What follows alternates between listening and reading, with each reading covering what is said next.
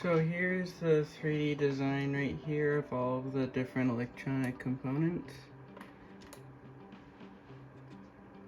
I also discovered how to colorize everything so you can also see which is which. For example, this switch right here is this. And then that board with the 2 LEDs, I'd have to modify it, but that's this thing I made right here.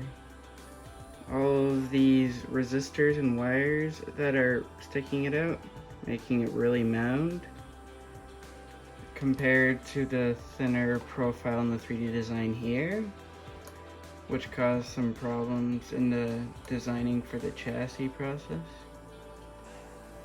But I laid it out so that with the wiring diagram I have right here, there's so many wires coming out of this board. Most of them go towards the blades. So I designed it so that it will be closest to it. And then these are all the different connectors that I showed in the previous video. So that what happens, I can unhide this. This is like the basic shape of the chassis holding the electronics. So then what would happen, all these bottom connectors here are connected to the chassis, and then these are connected to the hilt.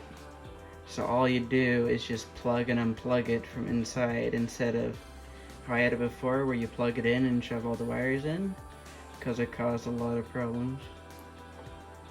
And I can show the chassis. Let me just turn all these on. So that's how much I got done so far. This one needs some modifications because it physically doesn't work well. But let me just show what it looks like.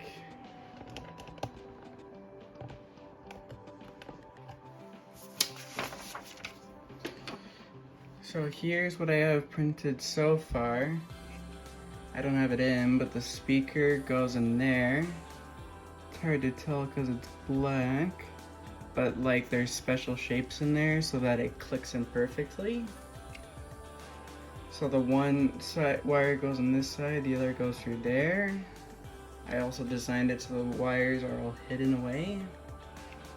So this little channel here, I can demonstrate with these wires.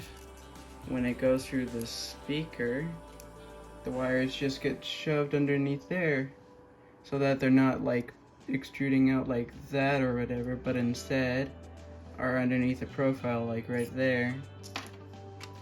That's why I have this hole here, because the wire that goes from this side goes through that hole out through here, so both speaker wires are going up there. And this, the also thing that's great about this is that it can slide right off so that if there's any problems I can modify it. This is the charge port, and this is to plug in the computer to program. They stick out quite a bit, which is why it's all open here, so I can physically put them in. Because if this was closed, I couldn't fit it in through this way. And then this, the reason why these are taped is because this is the battery. These wires are always live, so I taped them off so that they don't get shorted out. And the battery just sits inside there. Such a great sound. Yeah, that's where the battery would go. And then I also have a little bit of a channel for the battery. A little bit of a hole space in there, so the battery can fit all the way. And also have enough room for these threaded rods to be all secure instead of loose.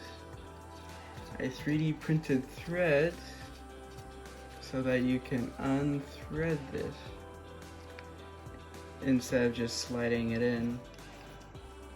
I originally got rods where they were just just normal cylindrical, not having these threads like on a screw. And it became a problem because I realized that I would need a nut to put it on the top for securing all the pieces in place. But the one new cool feature I learned from all this practice with the Fusion 360, I learned how to 3D design threads so you can actually see that it has all the threads right there. It's just a feature. I didn't actually sculpt that and stuff. You can't actually physically see it on the part, but they are there. I'm just so surprised that I managed to get that. That is as much as I've gotten so far. This is the thing I've been having problems with. I can demonstrate what my idea was for that.